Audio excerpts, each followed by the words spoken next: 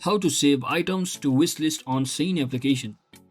So hello guys, welcome back to my YouTube channel. In this video I'll be discussing about how to save items to wishlist on Shein application. So let's get started. First thing first, just head over to your Shein application and make sure you're currently logged into your account.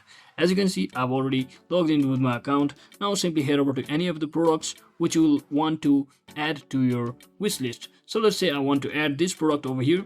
So this is a t-shirt. So I'll simply tap on this love icon at the bottom left corner of my screen, just like this. And as you can see, it has been successfully added to my wish list.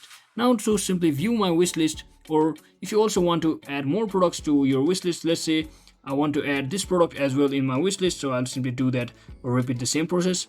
Now to view my wish list, I can simply head over to my home screen just like this and tap on this love button or heart icon at the top right corner of your screen. So just tap on that, and as you can see, all of the products which I've just added to my wishlist will be appearing over here. So you can even remove it or delete it from over here by simply tapping on this three dot icon over here.